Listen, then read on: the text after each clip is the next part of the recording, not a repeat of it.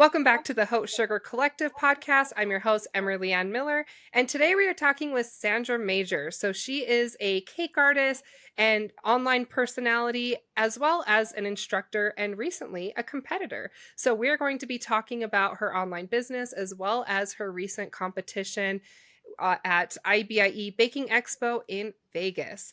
So hmm be sure to like and subscribe and let's talk. So, Sandra, can you please introduce yourself? Sure. So More my than name what is I already did. yeah, right. You already did so much. Well, my name is Sandra Major. I'm from Canada. I'm a French Canadian. I've been doing cakes for quite a while now, almost 15 years. So I started making cakes like everybody else, pretty much for your family, your kids, friends and family. And after a while, I decided to do some videos because, it was the best way I thought of giving back to the community that gave me so much at the beginning. YouTube, I watched so much on YouTube. I've learned pretty much, I would say maybe 85% of everything I know from YouTube. So I just wanted to like bring it back, and especially in my own language because it was really popular back then in English or even Spanish, but no French whatsoever. And it wasn't really that popular as well in France or even Belgium, that part of the world. It's now beginning, it's now beginning to be so much more popular there, but at some point there was like nothing. So that's what I did. I did some videos, and it became quite popular. I was gaining so much more, traffic and comments, and people wanted so much more. So at some point, after a couple of years of selling cakes and doing videos, I had to make a choice. I had to do like, okay, is it this part of the cake I'm liking, or is it the video part? And what I liked about the video part was not only is it fun to make cakes, but it was also my creative way to create videos as well. There's so much to do, and being creative as well online with like editing and adding, music and color, lighting and all that stuff. So it was also really, really fun for me to do. So I decided to do go that way instead of like just selling cakes. And eventually I decided I wanted to do more. So that's when I started an online class, online, I would say, cake school. So again, in French, because it was also very popular in English, as well, you might know, Yeah. because you do have one as well. So yeah, that's it. And of course, sharing recipes, doing blogs, talking about business as well. So my online school kind of became I would say, a special place for people, especially in Canada speaking French, to learn how to do cakes, not only for a business, but also just, for fun, for their kids, for their family. And so that's pretty much what happened. Of course, then so much more, but that was like, I would say that's like 90% of what my business is and who I am as well as a person. So yeah. Oh, yeah, that is a lot. I love that. So just out of curiosity, so I Yeah. actually went to a cake design college in Canada, Okay. and in my opinion, Canadians and Australians are the lead cake decorators in the world. I at least back then that was like a very strong Okay. opinion that I had, and it was a very unique school. It was in Toronto, and Okay. so. I just want to know like the timeline of you transitioning online because the school I went to was about 10 years ago, and then a couple years after I did that, they closed down, and I think they would have been able to continue their business had they made that transition online, but that was way before everyone started doing that and even thinking about doing it. Mm. So I just wanna know, like, how long have you been around in the online space? Uh, I think I first starting to like, my first online class was probably around 10 years ago. So, it was Okay. really, really at the beginning. Oh, yeah, of course, You were like way ahead of oh, most yeah, people. way ahead. Okay. And I remember being a bit scared as well 'cause, like, nobody was and I had a limited budget. I didn't have these fancy cameras. I didn't have good lighting, but I just thought to myself, I need to do this. Like, for some reason, I guess there's like a saying that says, done is better than perfect. So I Yes. felt like that was my way to go. So sure, it wasn't perfect. And if I look at them today, I might cringe a little bit because, it's not really that good. But I had talents and I wanted to showcase it and I wanted to share also my knowledge with everybody else. And I thought, that was the only not just I wouldn't say the only way, but it was definitely something that was accessible for me. I wasn't able to, like, travel and teach like, around the world. I didn't have space to even bring people to my place to, like, show them how to do it. Plus, buying just, like, one camera or, like, one good lighting equipment was a lot less expensive than buying a bunch of, like, turntables for everybody, and, it just Yes. made more sense for me, like, to do this instead of trying to do, like, in-person classes. So, yeah, that was, like, 2015. That is when I went to school, was 2015. Oh my, okay, Yeah. crazy, yeah, it makes me feel super old now, but You're welcome. but yeah, 2015 was when I first starting to do YouTube as well. So yeah. Okay. Yeah, you were way ahead. I do feel like, some people were ahead like you where they were transitioning online. But especially now post COVID, I think a lot of people wanted to return back to normal as quickly as possible. And then as soon as they got back to normal, they realized this is no longer what I want to do, or they were burnt out. That's something that I'm experiencing. And so they had to find a new normal. And so I'm seeing this huge wave of more people trying to transition into the online space. And for someone who has been around for as long as you have, what recommendations do you have for people, like advice for how you did it, or maybe things you wouldn't do the same? Mm. Oh man, I would do like a lot of things differently. I think not in terms of like creating online content or no, I think you need to do online content, even though it's not perfect, because then again, done is better than perfect. You will learn by doing these, like online content. You will learn how to like improve filming. So for that, you need to do that. You need to do it.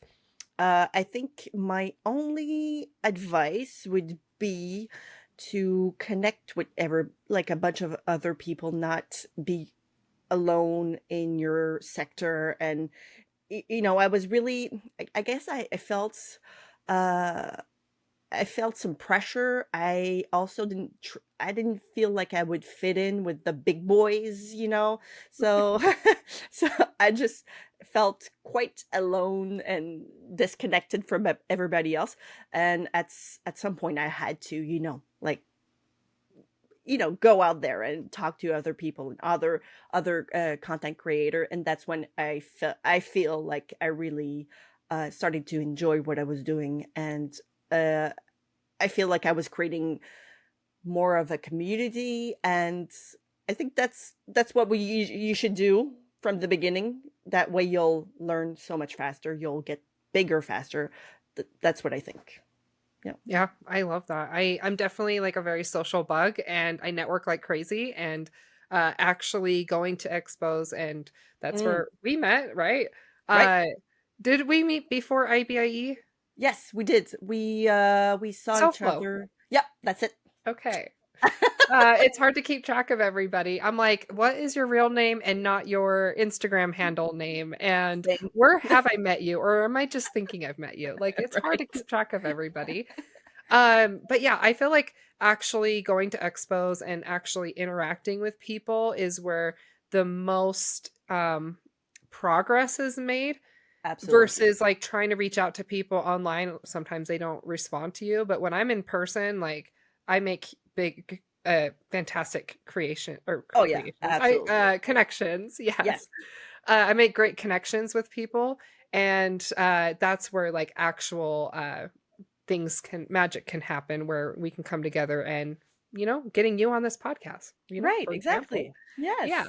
I will, I don't know, there was a couple of, moments I would say I felt like, um of course, IBIE was fantastic. I've met so many people. I've created friends, really. Like, it was such a crazy experience. But even like my first time going at SoFlo, um, with some friends, we were also invited to the ACAs, which was used to be the American Cake Awards. And right there, you can see I love that. my Rising Star Canada that I won in 2023.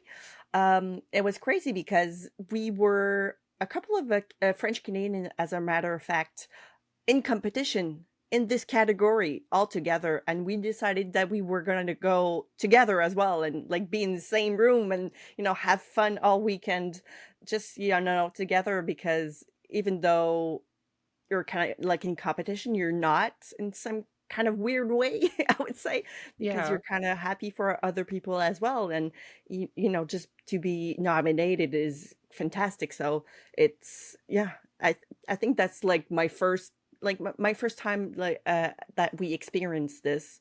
That's when I realized, this is so much bigger than just a competition. It's so much bigger than just a cake show. So yeah. I think so too. I don't know. Like I'm sure a lot of people in the industry know I have a large group of Utah girls that I hang out Mhm. with regularly, and we all have flown out to SoFlo together, and we have like all these activities. We're like going out to dinner every single night, and we're dressing up, and we're doing like edible photo shoots Yeah, while I we're saw in that one. Florida. Yeah. So we're like doing all of these things while we're at this expo, and SoFlo was the best one. Right. I think the first year there's only 3 of us. The next year, I think there was like 10 plus of us. And so we were this large crew, and like I'm very aware of what's happening in the Mhm. industry. And so when American Cake Awards, they had their nominations up, I'm sending that to my friends. I'm like, Right. "Hey, everyone needs to, if you want to apply for something or be nominated for something, like let's all do it together." And then when we went to SoFlo and we went to American Cake Awards, we all sat together and we're all cheering each other on. And some of us won, some of us, like me, did Mm. not win.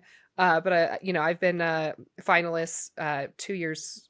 I don't remember which ones. I did Rising Star USA and People's Choice, I think. I think, yeah, Yeah. last year, 2024, we were in the same category, as a matter of fact, that Oh year. yeah. Yeah, yeah, Okay. yeah. That seems so long ago, but it's Yeah. not. I know. Does feel like a long time ago. Yeah, so like it's really fantastic to be able to uh come together with people who should be your competition. Actually, my husband like complains about it all the time. Like he likes my friends, but at the same time, every now and then he's like, I just don't get it. You guys should hate each other. You guys should be in competition. Like, why are you guys Right. friends? Like he complains sometimes. He's like, I just don't get it. And I'm like, yeah, we could just it's just so much more fun and less lonely when you have people that you can do this together with. I agree. I agree. For sure. Yep. Yeah.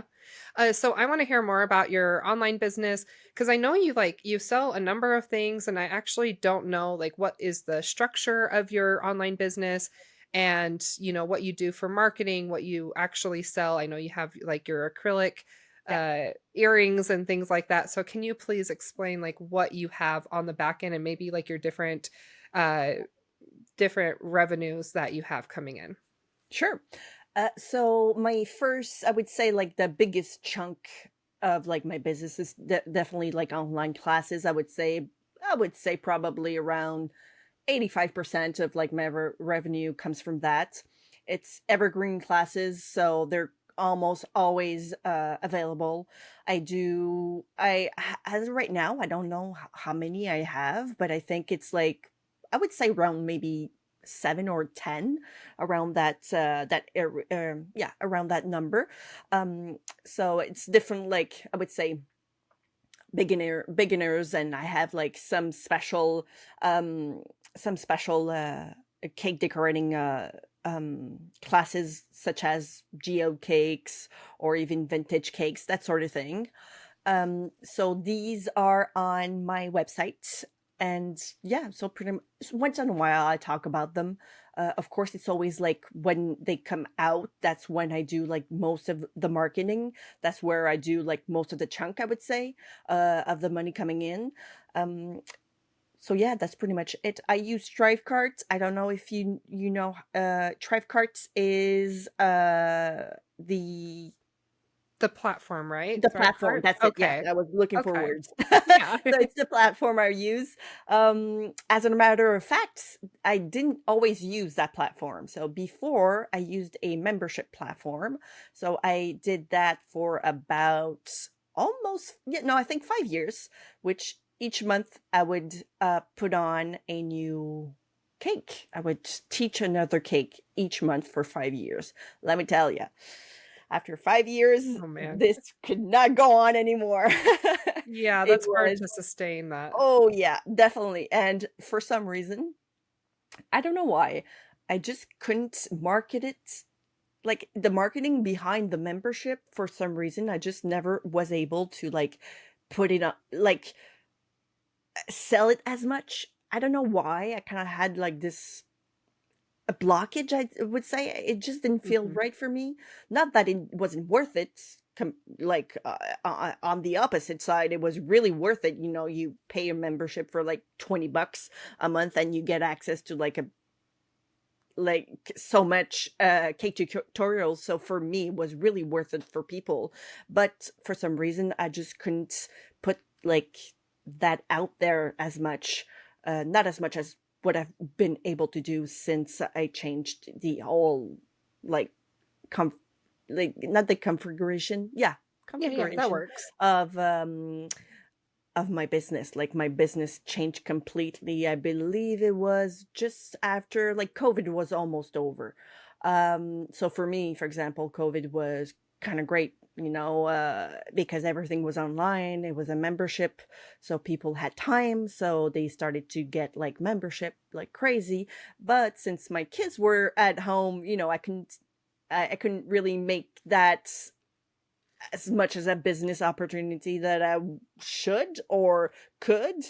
So, which is fine, by the way. Like, I'm okay with that. Yeah. So eventually I decided to stop because that wasn't gonna happen anymore.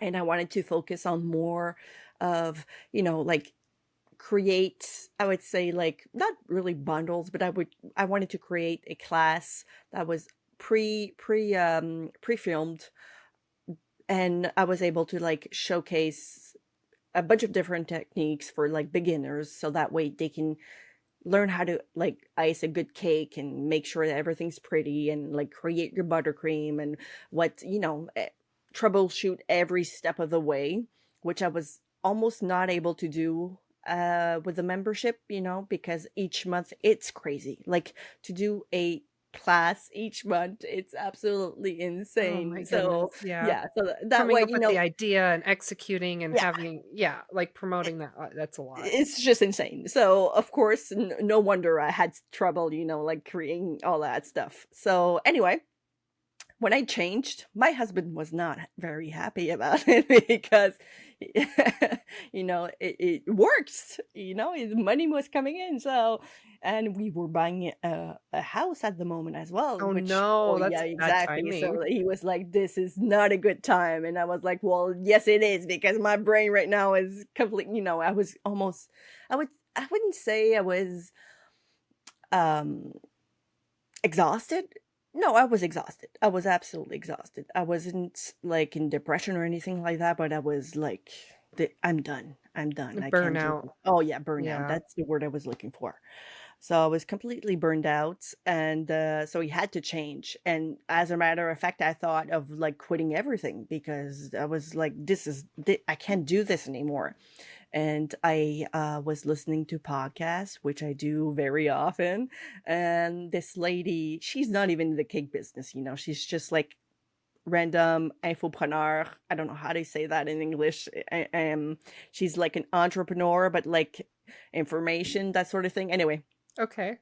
and she was talking about her application she used, and she sells online classes, and she does bundles with a bunch of other people in the cake community, not the cake, in her community, and it works like really really good. So I was like, oh wait a minute. So I looked. I believe she had not a workshop, but like what's it called, when they do like a live and they Um, yeah, it's like a workshop. kind of like a workshop. I Anyway, know what you're talking about, yeah, yeah. okay. So I went there and I listened to what she had to say, and I was sold. I was like, okay, this is exactly what I want. So I bought the damn thing. It was quite expensive, but I was like, I'm gonna make this work. And I did. So now it's been 4 years, I think. And I changed absolutely everything about Miss Business. And Oh, it was it's so quite fun. hard. Oh yeah, it was fun, but so hard. But at the same time, it was a good thing because I was able to like be, I, I kind of felt like I was getting more like myself than I was before. Like I was like creating exactly what I wanted to be and exactly what my business meant to be before that. I was creating exactly what I wanted. And so it felt fantastic and it worked. So I'm just happy There you now. go. I'm like, Yeah. yay. So eventually, after a couple of classes, like building classes and putting them online, I decided I wanted to do exactly like the woman I was talking about. Her name is Jen. I wanted to do exactly like her. So I wanted to create a bundle with a bunch of other people in my community in French, of course, because I don't, well, I mean, I speak English, but my community is definitely in French. So I have people, it's crazy how much French we speak in this world. Like even like as a French Canadian, I didn't know how much people spoke French. For example, like even in Africa, even Oh, in yeah. I remember in That shocked me when I found out. uh Yeah, that shocked me when I found out that, oh there's a lot yeah, of French speaking in Africa, it's yeah.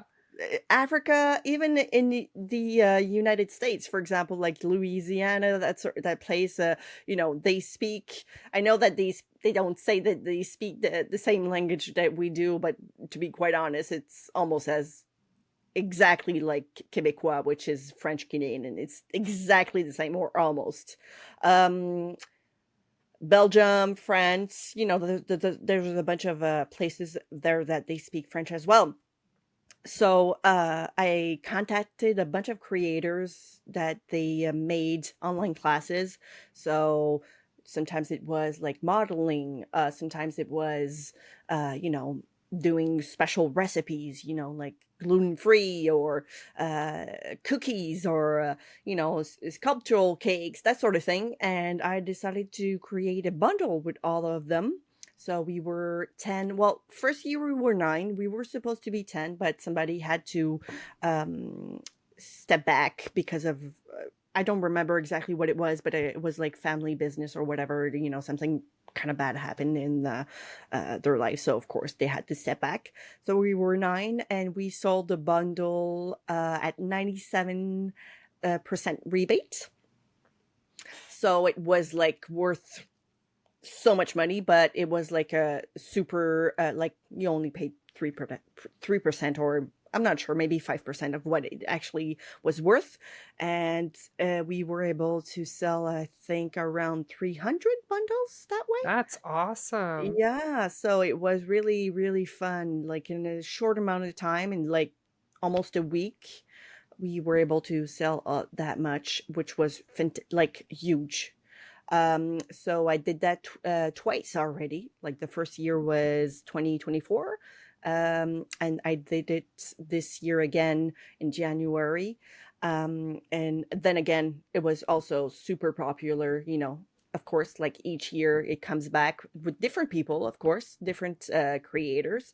But that way, the creators are able to see, well, they're able to like share their knowledge. Of course, they still make money, they still do, Right. but they are able to uh, put their product into a market that they didn't know existed, for example, because we are 10 people talking about this product to all of our communities. So, my community, for example, my customers, well, now they know about nine other people that do not necessarily something that they might know, but even if you don't do cookies, you might be still, be able to learn something from them. So that way they get, recognized, they get a bigger following, and of course they make money because even though they don't, even though it's really not expensive, they still make quite a good chunk. I'm not gonna lie. So Yeah. so yeah, so that was like one of the biggest thing I would say that I did. Of course, when it comes to like everything that's like online and my cake school, and then after, well, the first time I did that, I was able to get, as I mentioned, like it was quite, successful. I don't want to lie, it was really successful. So I got some money, and I was like, well, I want to buy something to create more, and that's when I was looking for a laser cutting machine. And Oh, so I that's cool. Oh yeah, exactly. I was looking for it for quite some time, and but of course I couldn't manage to like buy something that was costing so much money. So when that happened, I was like, okay, I know exactly what I'm gonna do with that money, and so that's what I did. I bought a very cool machine to cut acrylics, and at first, as a matter of fact, I bought that machine for something else. Like I bought that machine for a project which I didn't manage to create right now. I still want to, but it's so much more time. It's consuming, but it's a very cool project, which eventually might happen. But I was like, well, wait a minute, I can do so much more with this machine. Cake toppers, for example. So that's when I started to, well, create a bunch of like models, I would say, happy birthday, bonne fête, it's a What does boy. that mean, by the way? Bonne Bonfites? fête, it's happy birthday. Okay. Yeah. Okay. I took a L- little bit of French, but I don't remember that. Right. Bonne fête, you can say joyeux anniversaire. Okay, that sounds more familiar. Oh, Yeah. yeah. That But I one is took French definitely in like French, middle French. school, so it's been a long time. So yeah, so yeah, I started doing cake toppers, and of course I still do them. And I was like, well, I kind of went through a rabbit hole of like, what can I do with this? Like, what can I not do with this machine? You can do so much. So of course, basic stuff from, cake. What are these called? The acrylic plates, to ice a cake perfectly. Now I can do that. Oh, Uh, yes.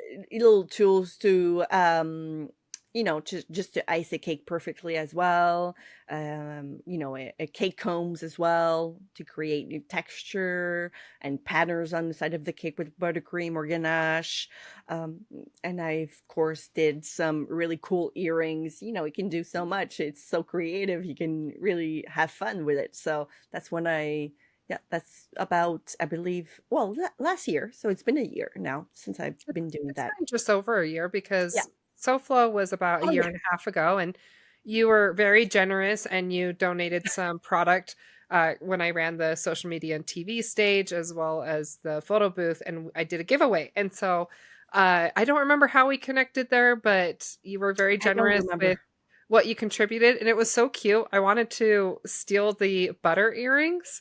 One day I'm gonna have to get a pair of my own, I'll, but I'll bring you one at some okay. point. I don't know where and when, but That's I'll okay. give you some. I want the, like, the trendy butter shirt that everyone has, and then I Yes. want those butter earrings. I don't look Yeah. good in yellow, but I wanna wear it so bad. I There's just other that's colors, funny. of the t-shirts, by the way. I saw I them know, in but pink. yellow looks so much better. I know. It's like the Yeah. OG. Yes, it is. But I love that. I love that you have found other things that you can do. Do you still like throughout all of this, did you still take on cake orders to still have some, like income coming in, or did you just kind of completely walk away from that and transition online? When I did the transition, when was it? Well, 10 years ago, I just stopped making cakes. That was like my last time making a cake was for a customer was 10 years ago, literally. Wow. Yeah. And it was the most scariest thing ever. And still today, people still contact me like, hey, can you do a cake for me? I'm like, it's been 10 Yep. years. Are you kidding me? It's so hard walking away from it because it's like you still get friends and family Yeah. who still try to Oh, get I you to still say do yes. cakes for, like, my friends and Okay. family, of course. I just don't sell them. But, so, because I don't have, like, my permits anymore, Right. so I can't do that anymore, but I still for example, today, I'll be making a cake for my father. It's his birthday, so and I'll be making him a cake topper as well, but, yeah, I just don't sell them. Yeah. Yeah. I still No, get suckered it was into it hard at every now and then. first. It was hard at first, but, eventually I was kinda happy because there's a part of, like, the doing cakes for customers, where you kind of, like, are told what to do, and that's fine. If and for some people, that's what they want. Mm. I've talked to a bunch of, like, cake artists that just want you to tell them exactly what to do, but for me, it's quite the opposite. I prefer to do my own thing, and, like, if I wanna put like, a rock there, there's gonna be a rock there, you know what I mean? I'm kind of both. Like when I did a lot of custom cakes, I usually would just ask for inspiration photos and then I would just say, what's the most important details from these photos? Like, do you specifically want a topper like this? Do you need to have the kid's name on there, the age, whatever? And so I would just see what the most important details were. And then I would always just say, give me creative freedom. And I got to the point where I was able to get people to trust me. And so I just always would be like, give me creative freedom. I would never send sketches because I'm a procrastinator and my best Mhm. work is at the last minute. Right. And I hate sketching. So I'm like, Don't even ask me what's actually on this cake. Like, just give me creative freedom and give me a theme." But every now and then you get someone who sends you a photo and they say, I want exactly this. And there were times where I loved that.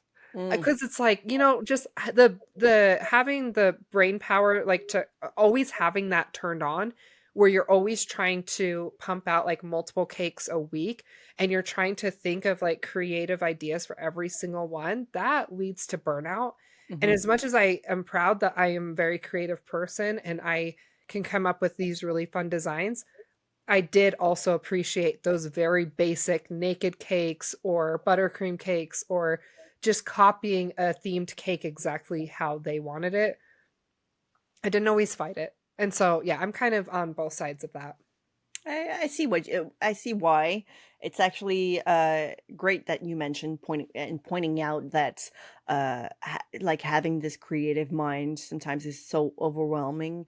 Like, I remember, like, dreaming of creating cakes and like and imagining and like a team a specific team and like creating it in your head before like a cake order, which crazy, it's totally crazy. So I remember putting down and doing sketches, even though it's not perfect, at least you have this idea that it's putting me on a piece of paper so that way it's not in your mind. Mhm. So I remember doing that because at some point I was exactly like you, like going absolutely insane. Yes. It can be hard to keep up with that. Yeah.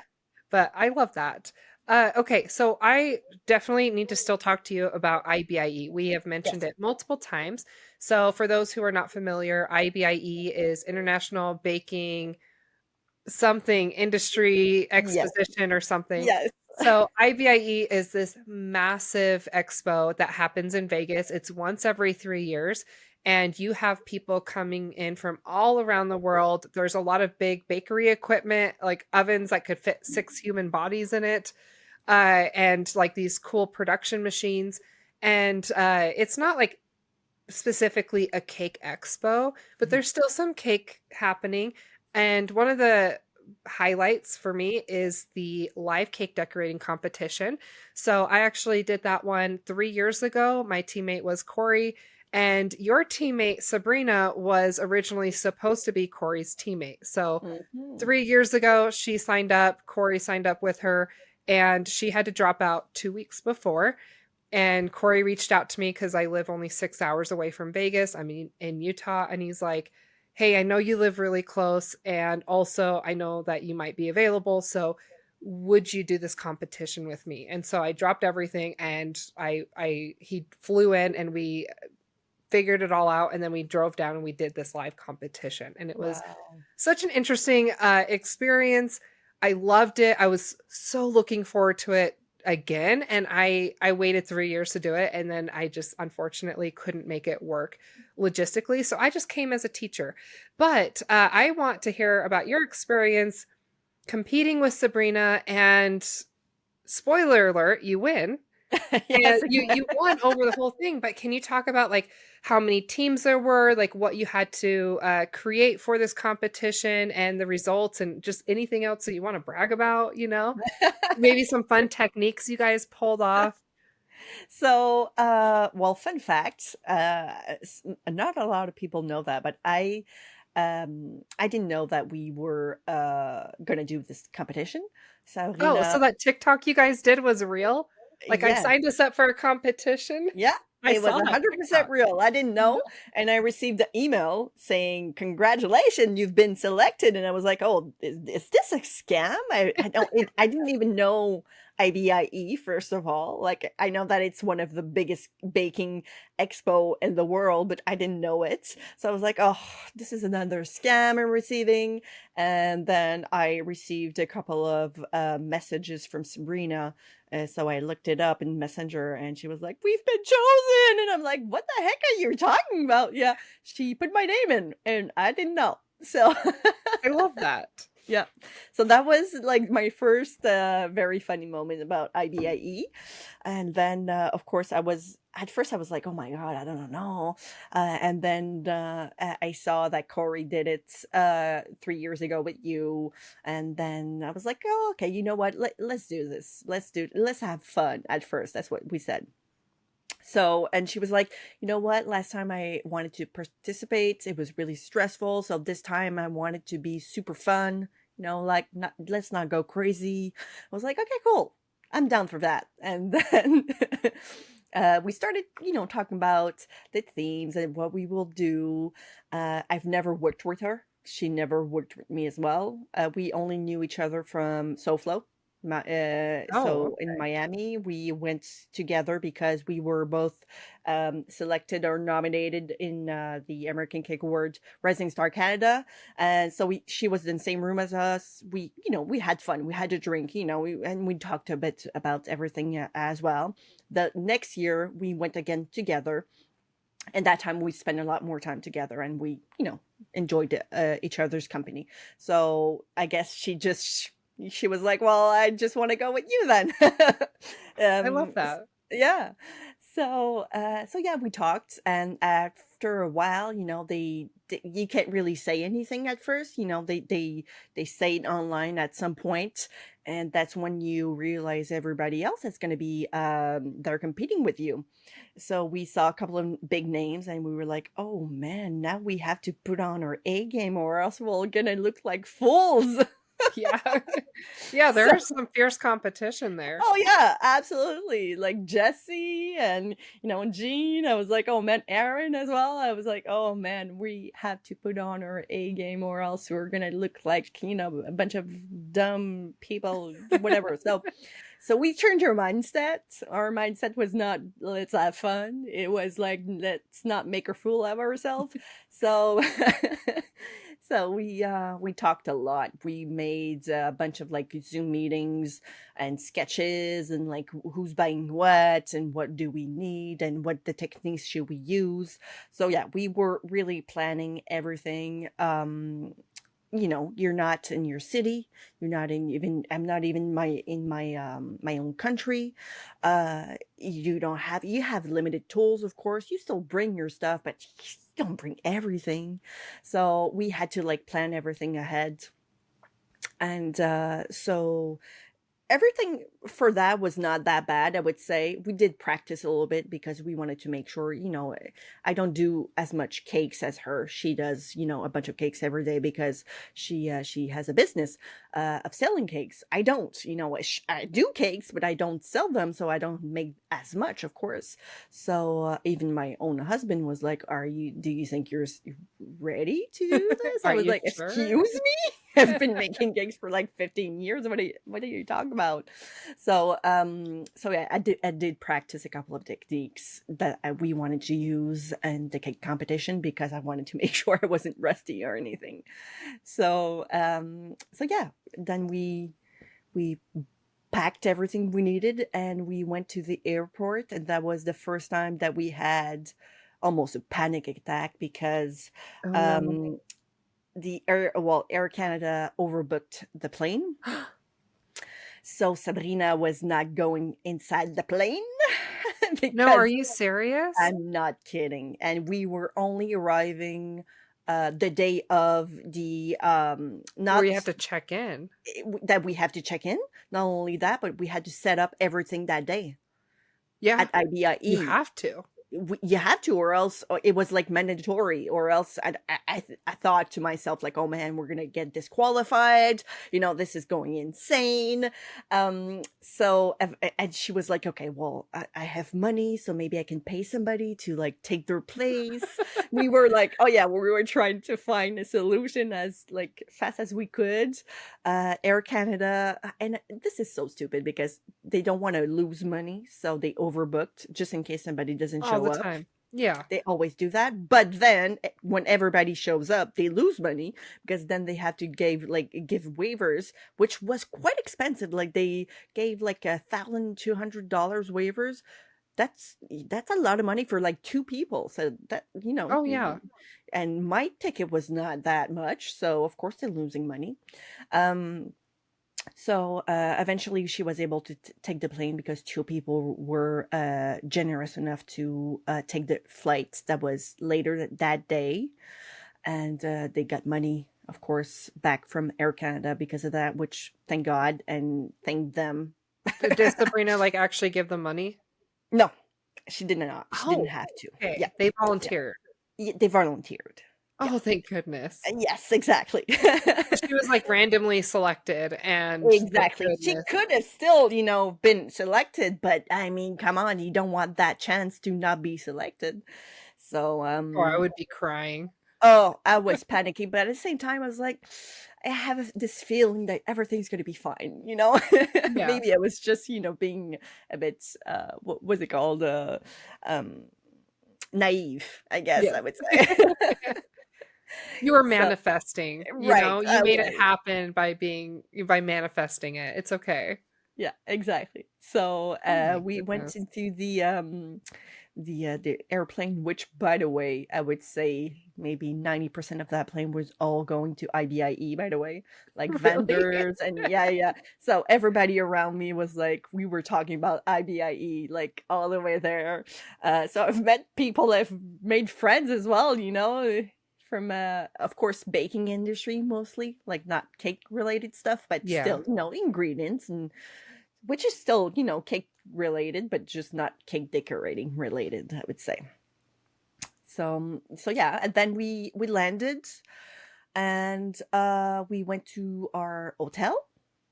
And oh, there was this big thing with the hotels as well. We had problems because Oh, no. Sabrina was called by a business that was not the business that was supposed to call her. So she got, I wouldn't say scam because it's a legit business, but were fishing for her to like, they asking money and taking a reservation for, yeah, yeah, yeah. It was not on peak, so she was not getting a return for it, which was crazy. And I also didn't have a chef jacket because I've never worn a chef jacket in my life. I always felt like since I didn't go to pastry school, I was kind of like not allowed to wear a chef Oh, jacket. that's sad, yeah. Yeah, I know. But and I felt like an imposter if I did, so I never wore one. And so when I knew that was I wouldn't say that it was like mandatory, but it was still kind of recommended. So I was like, "Oh crap, now I have to buy myself a chip jacket." And Sabrina was like, "Well, yeah, not only that, but you need to wear one that's pink." And I was like, You're right. So it needs to be pink. So I tried to looking online on Amazon, of course, and I wasn't finding one in my size or that it felt like it was pretty enough. And a lot of them are male cut, Yeah, so, like, it just doesn't fit right. Yeah, exactly. You want it and to they be look pretty. awful on you, and they're long Yeah, sleeves, and they're hot. Yes. exactly. So anyway, I was like, crap, I can't find anything. And then one of my friends was like, well, you're going to Vegas, so just go on Amazon USA instead of Canada and you'll find so much more. And I was Oh, like, oh okay. crap, you're right. I can then ship it to my hotel. So I did find something quite nice. I was super happy about it, and I shipped it to my hotel, but it turns out that was not the hotel we were going to because Sabrina, like I mentioned before, had a mix up because somebody else called them that was not On Peak, which On Peak is the one that's I with IBIE anyway. So she there was a big fuss. She had like a full day of calling and like her credit card and yeah, exactly. So it was absolutely insane. So Yeah, eventually that's a she did lot. contact the people that called her and like, why did you call us? Like, why did you call me? I thought you were guys with IBIE. So they did refund her eventually. And I already had a peak like with the business, the legitimate business with IBIE. I had a room for us, so that was perfect. But then when we first went to our room, I had to go and pick up my chef jacket and another hotel that I shipped it to because Oh it was my the mix up. goodness. So I did that. And then we had to go to Walmart to get some cream and butter because we wanted to, like add some stuff and ingredients to the cake competition. Because, of course, they give us buttercream, but it's not really what we're used to working with. And we wanted to do ganache as well for the wedding cake. Oh, yeah, for sure.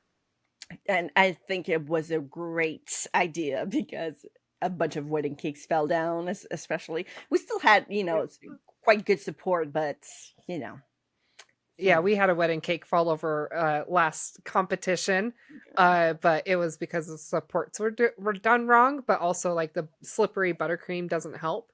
no. Um, there's a lot I could say about that, but yeah, we had a wedding cake Yeah, fall over. It was just luckily after the timer went off, so it still counted, and we didn't have to be disqualified for that. right. Yeah, All so the that's wedding cakes smart, that though. fell was mostly during the night, which, because it turns out that they don't keep their air conditioning on during the night. Oh, I mean, I guess Yeah. that makes sense. Because it costs so much money to put air Yeah. conditioning in such a big space. So, of course, it gets really, really, really warm to a point where Aaron's Crisco, which was the team right next to us, was melted on top Are when you we first. Yeah, serious? not kidding. It's Las Vegas. It's really warm. So yeah, it was melted on top. So yeah, it gets really warm. So of course, cakes will collapse. It's Yeah. not the temperature for cakes. So it's not their fault. Of course, ours stayed, but I mean, we had ganache. So, and we had also like a really big support as well. But still, it's sad for them because everybody sees that and they think, oh well, it's just a shitty cake. It's not. It's not a shitty cake. It's shitty temperature. Yeah. It certainly doesn't help. No. Uh, can you talk about the all the different cakes that you had to make and, Sure. how much time you had? Because a lot of people are not familiar with this competition, which it's a really fun, unique competition. Absolutely. So there's 16 of two people. Sabrina chose me, of course. And we had 4 cakes to make in 2 days. And each day you have 6 hours plus a 30-minute mandatory lunch break that we you have to I take. don't think Like, we had that last time. I don't remember a mandatory lunch break. yeah, we were obligated to take a 30-minute break. Yeah. And they, Huh. of course, give you also the lunch, which is quite fun. It's really appreciated. So, yeah. And what else? Okay. So, we had a wedding cake to make. We are giving a kind of like a story to go with the bride and groom and where they'll have the ceremony and what type of people they are, what they do for a living, the color scheme, and a couple of AI generated picture as well of like what it will look like, and then they tell you what they expect from the wedding cake. So they don't tell you exactly what to do. You still have to like manage all of that in your head. Um, and but they still tell you like 40 cake, it has to be like, I don't know, it needs to serve, I think was 75 people, 75 serving, 4 tier, as I've mentioned before, sorry. It needed to be bold, and have something else. I don't remember exactly. So we decided to create You've something. already dumped that Oh information. yeah, It's only been like like 2 this is out weeks. of my mind now. Okay. And so yeah, we don't wanted to create something bold. We didn't want it to be white. I was like, there's no way these people would want a white cake. She's not even wearing a simple dress. So of course she's wearing kind of like a dress pants type of thing. Anyway, Mhm. so I was like, there's no way she wants a white cake. So we went bold, and we knew that we were taking a risk. But it as it turns out, I think it was fantastic. I would have loved that wedding cake for myself anyway. It was, listen, when you have a 5.5 hour, I'm sorry, to do 2 cakes with like 2 people, there's no way in Yeah. hell this cake will be perfect. There's no way. There is absolutely no way. But people think it's possible. Like, It's you not. you look at, like, like, I've been on a bunch of TV show Yeah. competitions, and I look at what comments people leave online, and the amount of people who are like, "Oh, these people suck," or like, "Why don't they know any better?" And it's like, "No, they do. They are way better than that." But you try doing that in a time constraint. 2 cakes Right. in 5.5 hours is insane. It's insane. It's absolutely insane. It's never going to be your best work, and No. people need to understand that, like, we're way more talented than that. Yes, Yeah. exactly. And so that is, and I never participated, I'm sorry, in a competition like that. So I never went on TV. So I think we were only 2 people from that competition that never made TV. And and I was one of them. So I've never experienced this. Uh, I've participated in competition where you bring your own cake, but of course you spent like, I don't know, like 30 to 100 hours at your place doing this cake. So of course it's going to be near perfect because you worked so hard on it. So that first day, it was kind of like a punch in my guts, like, oh crap, this will not be my prettiest cake. I will be judged on something I'm not even like half proud of, which is insane. And I felt exactly, and I kind of like understood TV. Like I understood exactly where you guys were like feeling each time.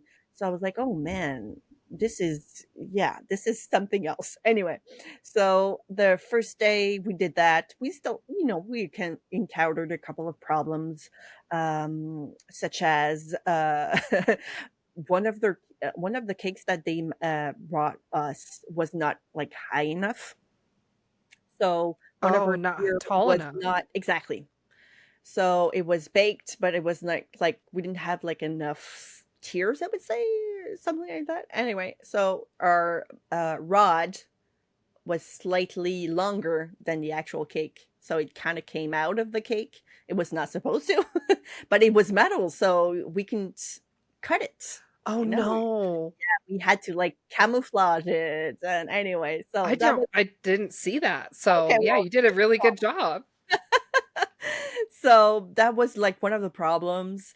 Uh, Sabrina was really stressed out as well. She even told me like after the whole competition, like that first day, I almost took all my shit and went home. No.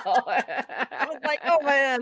And it's crazy because we were both working on, separate things pretty much all of the time. So I didn't feel that from her. She just told me after, but I was like, "Really? Okay." So I didn't expect that. She was, we're both really stress people and we do like we felt it like but I guess both not at the same time, which was a good thing, or else we would have maybe it would have turned into something more chaotic, I think, if both of us would have been so stressed at the same time. So that was the first day. The first day, we did also the fondant cake, which was two-tier. That was the surprise theme, right? Yes, exactly. So the day Okay. before, when we were like creating or like placing our stuff and like managing to create our space for to work on.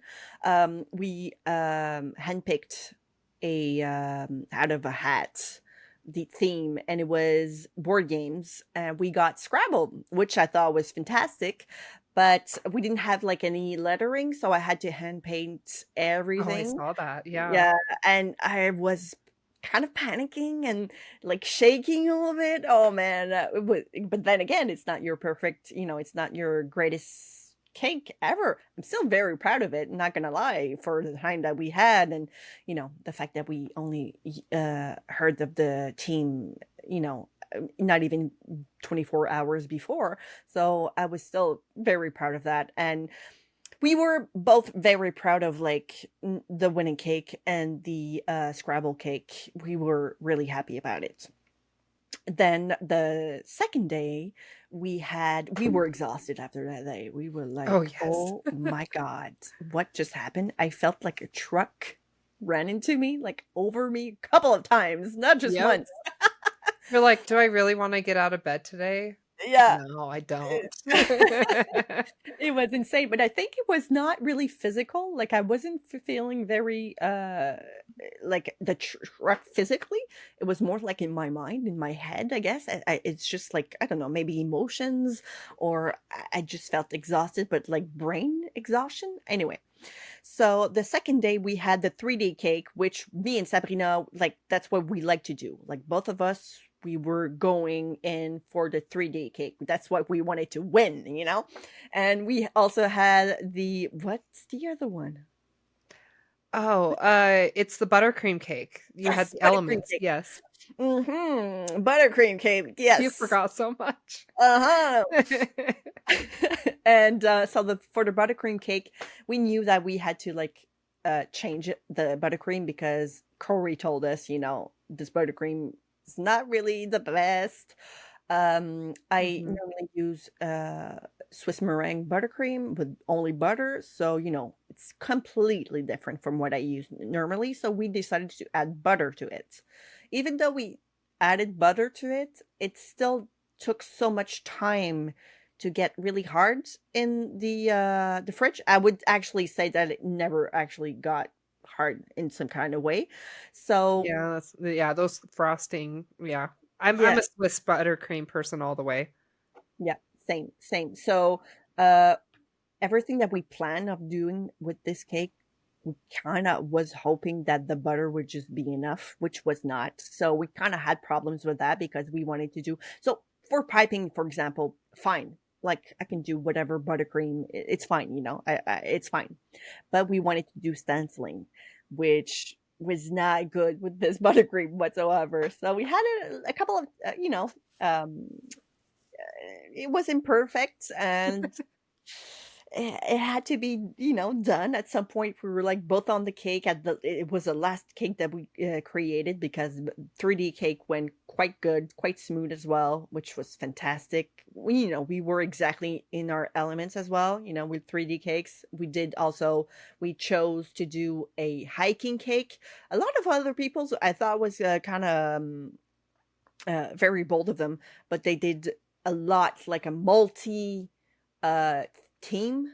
with the groom's cake, the 3D cake. Yes. So they put a bunch of things, and we just focus on one thing. We decided, You let's guys had the boot that was sitting on top of the yeah, tree stump, right? Yeah, a lot exactly. of other people incorporated a lot more. Yeah. Um, remind me, unless things have changed, but when I did it a couple years ago, it was Mhm. also supposed to be hyperrealism, right? Right. Did you guys Exactly. have to do that as well? Okay. Yes, it's the same. Yeah, hyper realistic. So, Okay. so that's what we wanted to do so much. It was the first actually team that the first cake that we sketched out, and all the ideas was coming out and pumping with this cake. Everything else was a bit more complicated and not so much inspiring for us. So that cake was, I wouldn't say it was the super easy, but we were really proud of what we accomplished. Yeah, So as you I should think, be. yeah, and I think it was probably the one that was the closest to something that we would have been able to like sell, and be proud of it as well. So that cake was really, really fun. Of course, I would have put so much more time in the boot and everything else if we had more time, but we didn't. Yeah. So that was it. So 3D cake, second day. Buttercream cake was a four element, so fire, water, air, and what's the other? Earth, of course. Yeah, earth, wind, fire, rain, Yeah, I don't know. that's it. Water and air. Yeah. So we wanted to create something that was more like Japanese type of art stuff. So we did like a bonsai tree. When it comes to fire, we did a volcano. We did a bunch of like palettes with buttercream, like palette buttercream. So and I was kind of like embracing a little bit of my Bob Ross, thing, Oh, with the you paint channeled your palette. inner Bob Ross. Yes, I was. It Were was you really beating fun. the cake too? Yeah, yeah. No, I didn't beat the Beat the cake, but devil out of yeah. it. Okay. Yeah, so we did that, and on the water side, we did a water cascade and a wave, which we used a stencil for, which we created ourselves. We didn't buy it; we created our own stenciling for that with the same machine I use, by the way. Like Love laser it. cutting. Yeah, yeah, so much fun. But it was a friend of mine that helped with it to because I didn't have any time, so she offered her time to create the stencil for us, and so yeah, that was the buttercream cake, and then of course that night we were not that exhausted. I think we were just really happy about everything that happened. I was satisfied with everything that happened and everything that came out of it. I didn't know if we were gonna win. Uh, I maybe thought I would receive, maybe one medal, for one of Mhm. the cakes. I So didn't know many which teams, one. yeah. No, exactly. You don't know. So, but I was still super happy. We went out that night with Aaron and Juanita and her husband as well. We went a bunch of places, the strip pretty much. So It's we saw, Vegas. There's a yeah, lot to it's do. Vegas. Exactly. We had like this humongous drink. Mine tasted only like tequila. It was, yeah, it was insane. It was quite fun. And so yeah, so the next day was the big day where they tell who won what. And I did not expect to win for each cake, and I did not think that I would win, the grand prize as well. Like I was, because the thing is, the last day, they didn't normally do that, but they did for us, well, for all the teams. The judge talked about a little bit of each cake. Oh, yeah, I appreciate that, Yeah, like, so actually knowing why. exactly. So like listen, this is the cake, whatever. So we didn't know like who won what, but we went and talked to the judges and they told us, okay, so this you should have done that differently or whatever. which is fun, that's what you want from the judges. But there was one of the judges that was really, really hard on us. So I thought to myself, like, oh shit, we're not winning anything now. There's no way. Like, there is absolutely no way. So, we were kind of devastated, I'm not gonna lie. So, When you were hearing the feedback oh yeah, initially? some Oh, of that's them, hard. even though, listen, even though you don't like maybe some stuff on the cake, uh, because not all of the judges loved our work. We just didn't expect like this much. So when we received that, we were like, "Oh hell no! There's no way we're winning." Like the way that she told us this, Yeah. no way we're winning. So what we were proud of turned out to be like not so good for them. So I was like, "Oh crap, man! Man, I'm disappointed." So I remember even sending a message to my husband like, "Oh, man, I thought we had this, I thought we didn't make a fool of ourselves, but it turns out we did." So, Oh, no. yeah, so the next day when they told us, like, "You're winning 3rd place for this and 2nd place for that and 2nd place and 1st place for that," I was Yeah, like, can you tell me "Excuse which me?" categories you placed what in? Yes, okay, so, Yes. hopefully I'm not mistaken because, I've been it turns out I don't remember anything about You Vegas, but dumped all the information, that's okay. yes. So 3rd place was, uh, it was the Scrabble cake, Okay. fondant cake. So that we placed 3rd place. I was kind of, honestly a bit shocked about that because, I mean, it was nice, not, it wasn't perfect, but, I don't know. There's like maybe 1 or 2 other cakes I thought was better than mine. But anyway, then we got 2nd place for the buttercream cake. Then again, I was really shocked. I was like, "What? Okay, kinda cool, not gonna lie." Then we got 2nd place for the wedding cake, and that was the one that they were telling me, like, a bunch of stuff, so I was like, "Excuse me? Why did you tell all of this yesterday and gave me 2nd place? No way, maybe I it's wanna just know because." what they were saying to Oh, the other man. teams, they must've been way worse. Oh, there listen, well, even other competitors told us, like, "That was insane. That was crazy." And I was like, "I know, right?" So anyway, Yeah. so yeah, 2nd place, I was like, "Whoa." I was completely shocked. When they name our name on 2nd place, I was like, "Excuse me? Like, there's no way." And then we got 1st place for the 3D, cake, which was with the boots and the rocks and yeah. So yeah, that's it. And then you got 1st place Oh, yeah. overall, Yes. and Yes. that's so exciting. Oh my goodness. I know, right? It's right there. Yeah. It's I heavy. That looks heavy. Look at It you. is. That It's as is big as amazing. my head. Oh my goodness. Well, congratulations on that. I did the Woo! competition, like I said, 3 years ago, at the last IBIE, and, we ended up Corey and I got 2nd place in 2 categories. Oh, cool. Uh, yeah, so, we What was didn't the play. category you guys, got? We got 2nd place in the fondant category, the surprise theme. So the Yeah? Queen of England had just passed away, so our surprise theme was King of England. Okay. And almost all the cakes looked the same, except for the one thing that I think really set us apart was we had to do the we had to do like a quilting effect, or it was Right. like on a list of things that they're like, well, you can do one of these techniques.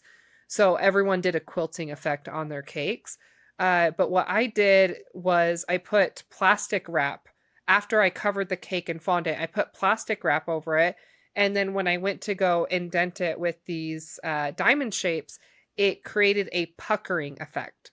And Okay. so made it look more 3D and more realistic. And that was, I think, like what really elevated our design. Um, but we didn't have ribbon on the board, and there was a couple other, like, Mhm. messy mistakes, and so, unfortunately, like, I think we could have gotten first on that one.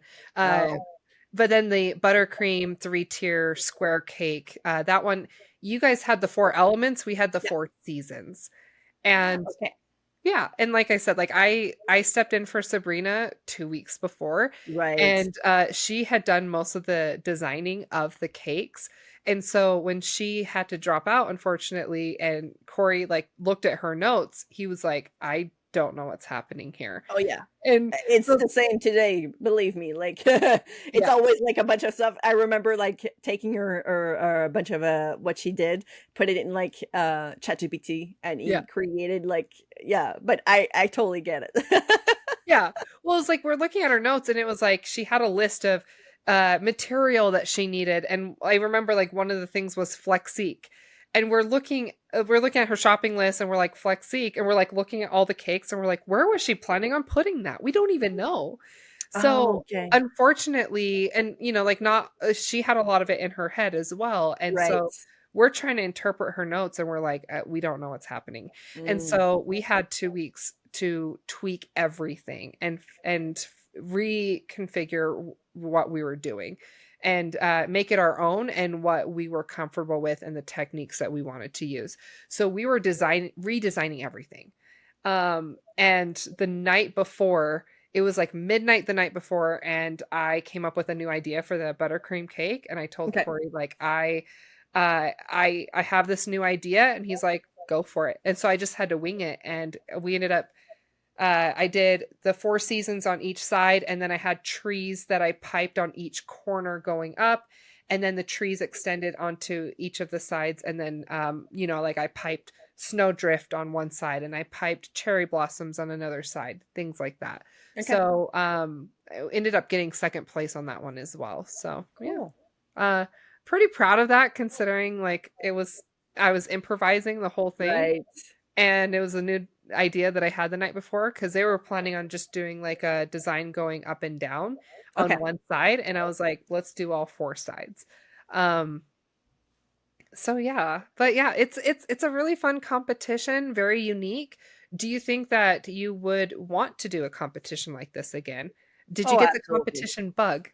I did. As a matter of fact, I, put my name on to participate in a competition in Toronto, which Hmm. is, like, next month. So, it's bring your own cake type of thing, but still, like, I feel like I need the edge again, you know? I Yeah, need to do it again, you got the even it. though it's exactly. It's not the same, it's not like TV or anything like that, but, so yeah, no, I definitely want to. I think I kind of impress myself with the management of time, stress, being able to like find solutions last minute, like, you know, things need to move. There's no time, you can't even think. So it's I think I got what it takes. Yeah, I think I Yeah. got what it takes for to do that again. Yeah. I think you did too. I mean, like you said, you guys were the only ones who have never done TV before, I'm and the only one. Sabrina did TV oh, before, okay. so What show she did kind she of like do? she did the Big Bake season I didn't 2. know she did. I didn't Yeah. know that. I Yeah, was on I didn't season even 2. know either. Like she told, because you need to like talk to other the other competitors before, like who are you, where you come from, that sort of Yeah. thing. And she said, "Oh, I did the Big Bang." Excuse me, like you're my friend. I don't even know that. Like, yeah, Yeah, I which had is no idea because like, yeah. when we had to quarantine for season 2 of The Big Bake, like, I'm pretty sure that was the one I was on, or was I on season 3? Or maybe she was on season 1. I don't know. Like, don't quote me on this, but Okay. I know that she did the Big Bake. I just don't know where exactly in the timeline. Oh, okay. So I filmed in 2021 and like I had to quarantine for 2 solid weeks to Okay. film 1 episode. And then like 4 days I think after we filmed and left, uh 4 people on set got COVID. And so everyone who was like quarantined or coming in, all their episodes got canceled. But there was a bunch of us like sitting in quarantine. Only the Americans had to quarantine for 2 weeks. But we were all sitting in this hotel room. And there was tons of us, and we weren't supposed to know like who was there, but like somehow we all kind of connected to each other. And I don't remember Sabrina being in that group chat. Oh, So okay. yeah, like I don't know, maybe it was the same season, maybe not, but I didn't know she had done that. So okay, Yeah. she had done The Big Bake, which is like 1 episode. And then you've never done a TV show before, and you guys came out on top with like all of these other competitors, a lot of people who I highly admire who have a Oh, lot yeah. more Me experience. too. Like, I saw Yeah. these names and I was like, "Oh, man, we are screwed." Yes. I would have thought the same thing. Yeah, absolutely. And, like, especially because a lot of them have done multi-episode shows, like, Mhm. the baking championships or the war shows, and those are exhausting, like, I've done now, I've done Holiday Wars and I did Halloween Wars 3 years in a row, and that is exhausting because you're filming for, like, 2 weeks straight. Yeah. Holiday Wars was closer to a month because we had to quarantine Wow. and there's a lot of other crazy stuff going Wow, on. wow, wow, wow. Yeah, and so you're going, like, almost every single day. You have, like, maybe 1 day off, and, you're trying to film all this stuff, and it's so exhausting, and truly the people who, like, make it to the end, it's not just a skill thing, it's also endurance Oh, yeah, and for to sure. make it through. So the fact that, like, a lot of them have done those type of shows before and have kind of trained themselves to do timed competitions, you guys came in and, like, swept the floor, I like, that know, is right? I truly admire that. That is Oh, thank you. incredible. Thank Yeah, you. yeah. Yeah. You should be It's really proud of yourself. You I you need to am. go do I'm more super competitions. Yeah, I know. I'm super happy. It's funny because when I saw Halloween Wars, I didn't do I wasn't chosen, but I did a couple of interviews for that season. That the same one that you did, that's coming out right now, which would have been I was fun, about to but say which one. uh I was about to say which one because well, it's that 3 one. years, yeah. That Okay. one. Yeah. So no. Unfortunately, I did a couple of interviews. At first, I thought it was, like, maybe me, like, "What's happening? Is it because they don't like me?" But I've been told, "No, you need to do a bunch of them. You need to do a bunch of interviews, and, you'll get to y don't" yeah, exactly. So it takes a while if they don't if they already have somebody that's, you know, looks about like you and talks about like you, of course, they won't Yeah, take you, but unfortunately I think we look very similar. We kind of yeah, have a exactly, similar that's it. face shape and hair color, and I took that role away from you. I know, right? No, Stop being, bold with your hair now. okay, fine.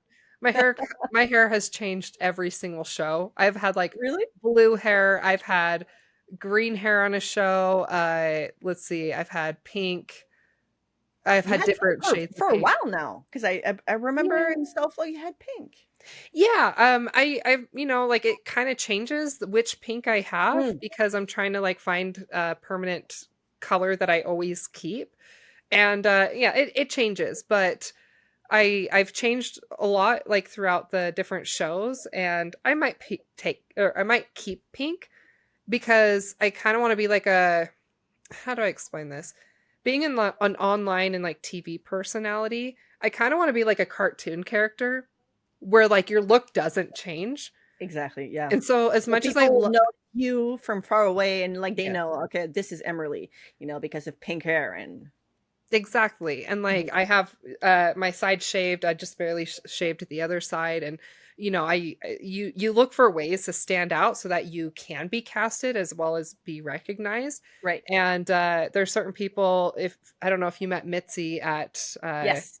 okay, yeah, so Mitzi is, like, a good friend of mine, and she's a good example. I'm like, she is like a cartoon character. She has her little glasses, she has, like, her cute little outfits that almost always look the same, and she has, like, her curated hair, and I'm like, I wanna be like Mitzi. I wanna be a cartoon character so that people recognize me. I'm gonna keep the pink hair for a while, for that Go reason. ahead.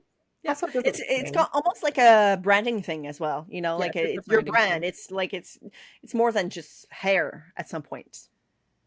Yep, Yep. absolutely. Yeah, so I guess I took that role, but not really. There's my other teammate this year on Wicked Sculptors, Rebecca. We also kind of look the same. Like she also Okay. has like pink and purple hair, and she's also like white, and so not a very diverse team. But that's Exactly, yeah. because I was an alternate and I got called in 24 hours before. Oh, okay. So yeah, so actually, like, when I filmed Holiday Wars years ago, they filmed in California, and I think I know why they changed states, but I probably shouldn't say it why. But anyways, they switched it over to Utah. They now film an hour away from where I live. Oh, wow, And okay. so, yeah, so like They called me in for Halloween Wars season 13. I got eliminated first episode. I Un remember, yeah. yeah, unfortunately. It's Um, okay. I'm proud of the work I put forth, Yes, and we'll exactly, leave that's it it. at that. I mean, Yeah. you were there, it's still fun. Yeah, and I cried. I cried so hard, Oh, like, because I thought that was my only chance to be on the oh show. my god. And then at the time, like, they filmed that in January, and then come August, they were already filming for the next year. And so I filmed seasons 13 and 14 within what, like 7, 8 months of each other. Wow. And that was a little bit rough. But anyway, so what aired last year, season 14, All Stars, I was an alternate. So they called me in. They called me and they were like, would you be willing to be an alternate for the show? And I'm like, no. They wanted me to be an alternate for Halloween and holiday, and I'm so Okay. traumatized by Holiday Wars that I was like, Why? Oh, things I okay. probably shouldn't say online. It was the most traumatizing season of TV I've ever done. Like Holiday Wars was Really? not good. Yeah. I have like actual PTSD from it. I was Is getting it my because nails. Go okay, ahead. so I got a question. Is it Okay. because they kind of, like, managed to create drama and, is it because they kinda, like, incite, you know, crazy stuff happening? No. No, that didn't have anything to do with it. Okay. It was we filmed in 2020 and it was in the pandemic. Oh, And okay, it so was yeah. like them trying to figure out, and they told us, they're like, "You guys filming this show, everybody's looking at us to see if it's even possible to film TV Oh, shows during the pandemic." So we were kind of setting an example, but they didn't it was just chaos, chaos, chaos. Like not having AC and being in this room that was like 100 degrees and like all this, like with a mask literally on. 100 degrees with oh, like everything on. Yeah. Um Oh. a lot of things that yeah, things I probably shouldn't say, otherwise, I could get in trouble, but Right, we right, can right. talk about that off camera. Sure. But anyway, a very traumatizing season of TV. So they called me up and they were like, "Hey, listen, like we're about to film Halloween and Holiday Wars and we need more sugar artists." And it's a very hard role to fill. Not a lot of people can do ice malt and baking, and you're trying to fill this role. So they're like, "Hey, would you be willing to be an alternate for both shows?" Because I was the only local person who had done both shows who was a sugar artist, and so they told me, they're like, "You're like a unicorn. Like we'd love to have you as like a backup." And I was like, "Honestly, no." And I went on this whole rant with this guy for like 30 minutes on the phone, the poor guy. And I was just like, "No, because of this, and then because of this, and because of this." And I just like complained so much. And I'm like, "But maybe I would say yes." "No, because of this." And I just went on and on. Poor guy. And then I was like, "I don't know. I guess I'll just have to think about it." He's like, "I understand. Get back to me." And I called back later, and after talking to like my husband and my sister and my mom and all of that, and I was like, "Okay, you know what? I think I should do it." So I said yes, and they were like, "Okay, you're on retainer." They also don't have to fly me out, and put me up in a hotel. So they don't have to pay any money for that. Um Anyways, I got the call 4 days before for last season. And then this season, I didn't apply. I didn't none of that, but now production knows me pretty well at this point. Right. And yeah, The and unicorn. I am the unicorn. I also don't have kids, so it's like really easy for me Right. to just take off. I'm not like, let me figure out daycare and all this. And I'm Right. just like, let me go. I don't do cake orders either, so. So anyways, yeah, they called me 24 hours before, and that's how I ended up doing Halloween Wars 3 years in a row. It aired on TV 3 years in a row, but I actually filmed them all within a year and a half. Okay. Yeah. So, Wow. anyways, yeah, like that was very chaotic. I don't regret it, but No, yeah. but it's definitely something, that's for sure. Yeah. Damn, that's crazy. Like 3 times in a row. It's crazy that, a couple of years ago, you didn't think you would ever do it again, you cried and then ta-da! Yeah. You're I back. didn't, well, I didn't think they'd bring me back, but also it was a big part of that was them filming in January. And I Mm, usually work Sundance Film Festival up in Park City, the same place where they filmed this show. So they filmed it that first time at the exact same time as Sundance Film Festival, and you have Okay. people coming in from all over the world. It's crowded, like, I can't believe they did that, and it's, heavy weather. So, anyways, I usually work for Sundance Film Festival, and I had to, not do the festival that year, and it's something that, like, I thought I would do every single year, and I wasn't willing to not work Sundance in the hopes that I maybe would get casted. But Right. when yeah, but when they moved it, then I was like, "Oh, okay, I guess I can do this again." Mhm. Yeah. But Cool. you should definitely, keep trying. I'll try, I'll It's a try, good I'll do one. my best. Hopefully, they'll like me at some point, but yeah. Yeah. I would say, like, not everyone enjoys it because it is such a marathon, but if you think you can handle the endurance, I would say, season 14 especially, best TV experience I've had so Oh, far. cool, It's cool. fantastic, you know? Okay. Yeah. It's fun. Some people tell me, like, oh, it's a bit intense. Sometimes depending on the show, because of course they're not the same, but they'll try to like they'll try to like move around your stuff and like create drama on the set and all that Mhm. stuff. And I'm like, oh, really? Okay, so maybe it's not for me. But if your experience was good with the Halloween Wars, then I'll maybe try that one instead of, like, Yeah. the other ones they're talking about, but yep. Yeah, no, I mean, I've heard people, like, think stuff like that was happening, but I personally did not experience that, and I Okay. think that in general, like, they've gotten better. It is very chaotic, and you do have to, like, roll with the flow of, production, and, Right. things don't go exactly how you hope and wish Of or course you're not. told it's gonna go, and if you can roll with the punches, then you'll have a great experience, but, Exactly, that's they're it, not yeah. trying to sabotage you, like, Okay, that's okay, not a okay. thing. Okay, okay. Okay, Yeah. it does reassure me a little bit. Yeah. Absolutely. Well, anything else that you wanna talk about? Well, I'm, organizing a cake show here in That's right. Montreal. Okay, so I saw, like, your little teaser, and I was able to, like, see the translation because it was in Yes. French. Yeah. But I would love to know, like, more details, and can you talk about, like, what this show like, what you plan on having at the show, Yes. where it's going to be, when it's going to be, and what people can look forward to?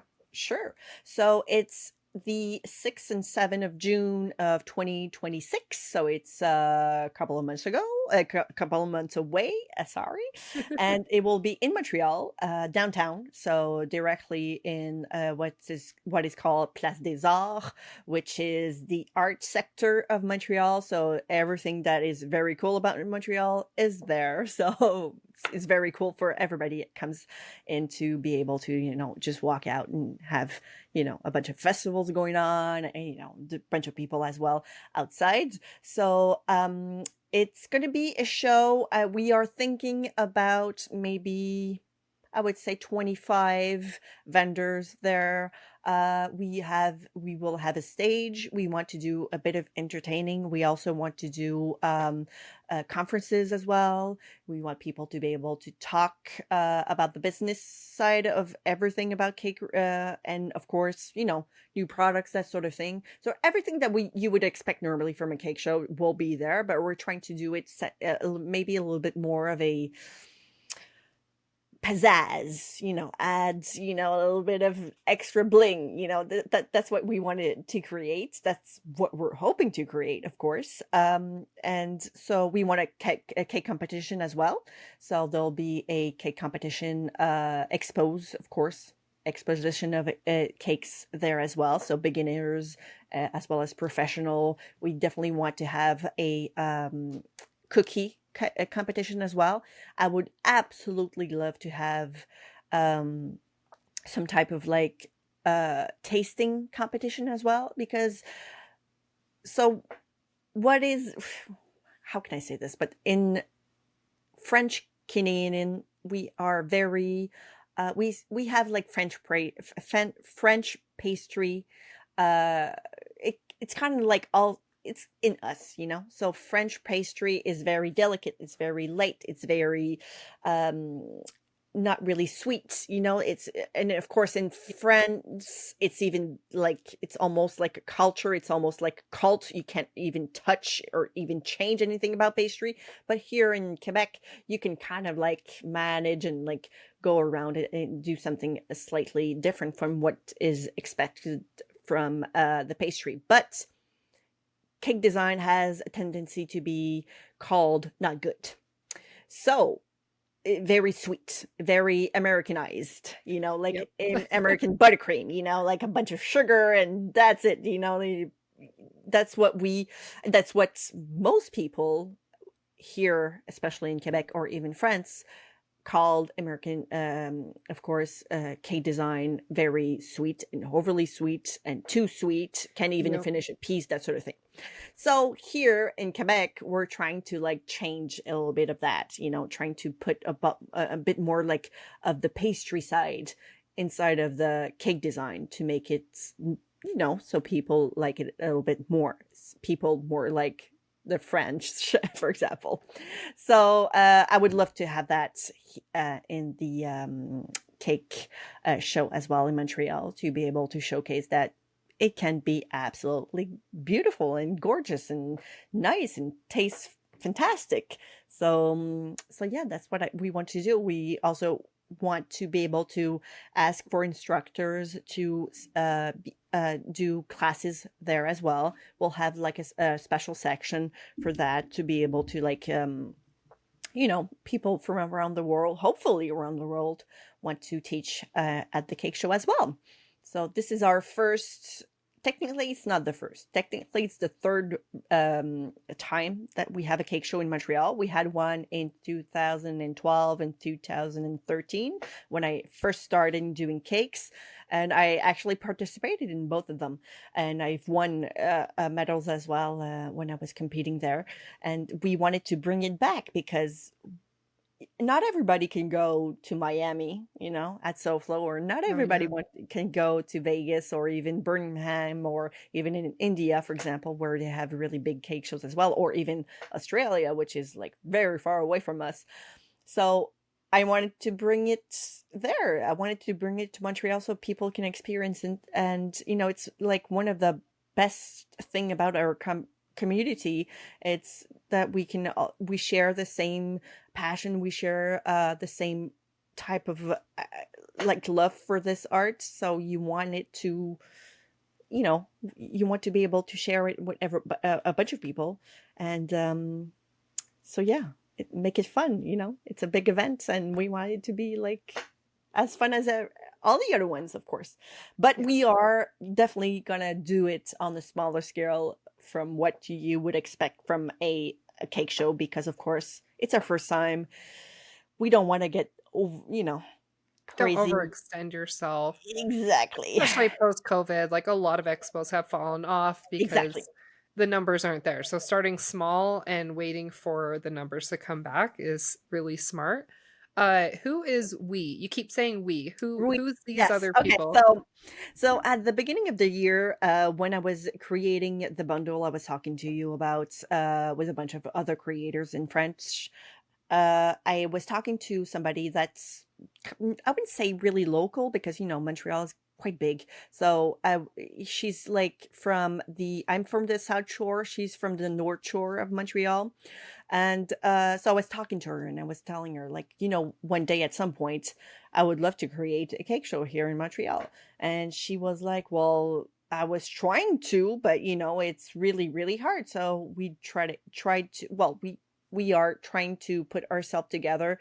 She has a pretty big community as well. I have a pretty big community. So we thought, just instead of trying to do both the same thing from each other's side, we decided, we should just team up and make Oh, something yeah. better. So that's what we did. And we kept the secret for a couple of months.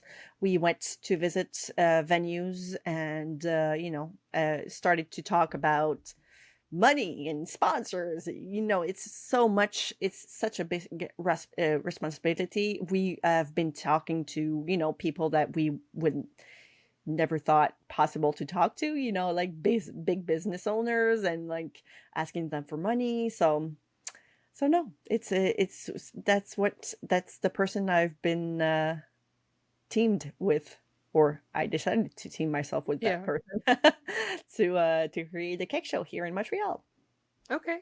So is this going to be in English, French, or both? Both. They are going to Okay. be in both. We are planning to do most of the entertaining in both languages. Here in Quebec, there's of course, the government is really, you're in a English, most everybody around us speaks English. So, of course, most people will understand exactly what you're saying, but there's like a protection for French here in Quebec. So Really? everything, oh yeah, big time. We are trying to keep our language, and to do so, the government is putting a bunch of laws to make sure that doesn't like go away. So, for example, on an announcement or on let's say we do some publicity or that sort of thing, it has to be in French first.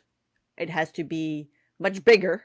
If there's some text, it has to be. I think not sure exactly of the percentages, but I think it's about 30% like bigger, and the English quotes under it slightly smaller. Yeah. Really? Yep.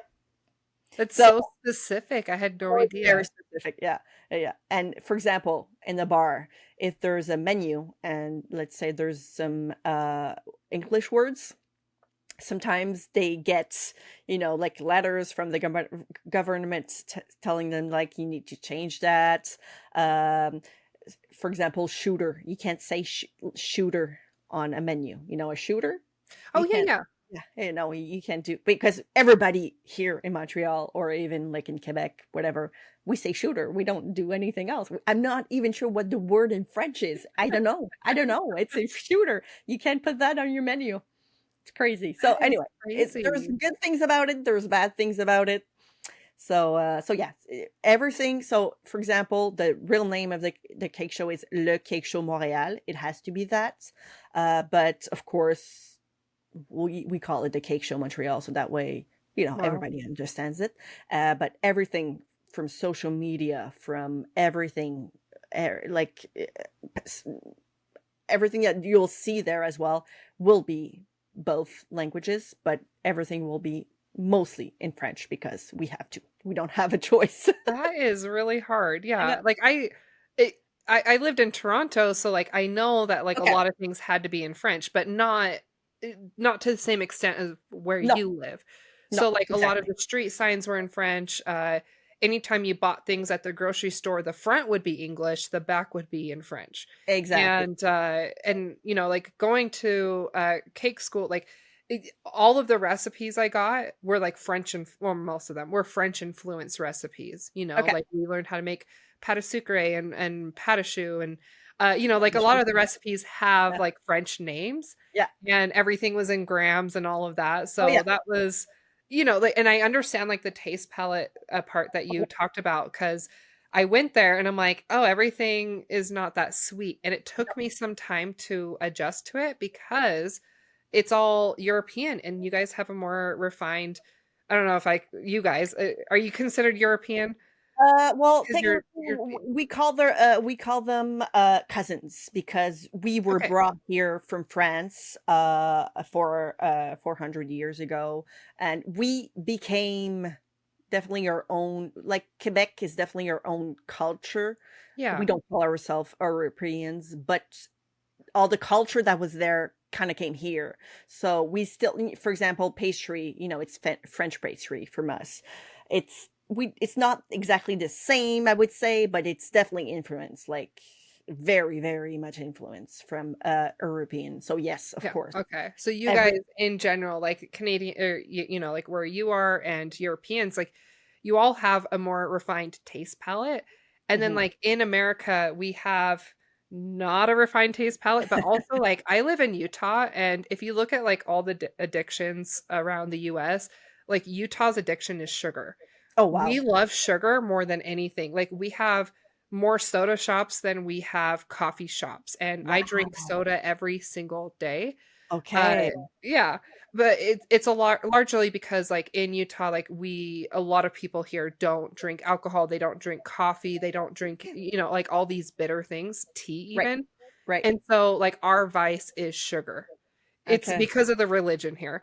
And so, we have our soda shops, we have our we have Crumble started here, like all the cookie shops started here. So anyways, it's a very like sugar addicted state. And so when I went there and I started like trying all these recipes at school, I was like, there's not that Where's much the sugar? flavor. Oh, Where's no, the no, there's sugar? nothing. Some Nothing. pastries only have, like, 1 spoonful of, like, Yeah. 5 grams of sugar in them. Yeah. Yeah, Yeah, and, at first, it took me some time to adjust to it, but then I came back and I'm like, "Oh, everything's so sweet, it's yep, disgusting," and it really, yep. like, changed my taste palette, in a huge way, but I have clients that are used to that sugar, Right, so I had to, like, Americanize a lot of my recipes and find a balance between the 2, like, I don't want things too sugary, but I can't have them being, um, like, no taste. So like my right. Swiss meringue buttercream, I had to add more salt, more extract, and more sugar in order for it to not just taste like butter. And I always like when I did Wow. cake tastings for my brides, I every single time I do a cake tasting, I'm like, okay, here's your cakes. And like the outside, I would do like mini cakes covered Mhm. in Swiss. And I would explain to them, I'm like, okay, the outside is my Swiss meringue buttercream. It's not as sugary sweet as what you're used to, but it's more stable. And this is what's going to keep your cake from falling over. But I still do like cream cheese frosting and American frosting as the filling for some of my flavors so that they can still get that like sugary sweetness. Um so it's a balance. I'm not a Mhm. big fan of American frosting anymore, but Swiss or actually Italian's the best tasting one for me. It's a good Really? Do balance. you see a difference between Swiss and Italian? I don't Yes. see it. Oh, I don't see Italian's it. way sweeter, but I think Swiss is easier to make and also it's allowed under cottage food laws. Uh Okay. Yeah, because, like, you're actually heating it up or you're pasteurizing the eggs Right. basically, Yeah. whereas Italian, you're just The relying syrup. Yeah. yeah, relying on the sugar syrup to heat it up enough, so it's not allowed out of a home kitchen. Okay. Okay, I But see. I Yeah, 'cause it's prefer different in Italian. Canada for sure, like, Yeah, the yeah. yeah. Hmm. So, yeah, it's interesting, like, seeing all these different cultures. When I went and filmed The Big Bake in Canada, I was like, "Okay, these judges are gonna be a little bit more sophisticated," so I made sure to not, like, go overly sugary, Okay. like, you have to, like, tailor your Oh, yeah. recipes in these competitions to your judges and where they live and what they're used to. Huh. Yeah. Crazy. Ah, good So to know. crazy. Yeah. But anyways, this cake show sounds amazing. We need more cake shows, and I need an excuse to come to Canada. So, Yeah, I'm interested if you have fantastic. applications for instructors or anything like that. Yes, absolutely. They'll be coming up soon. Definitely want, Okay. I would love you, to be there.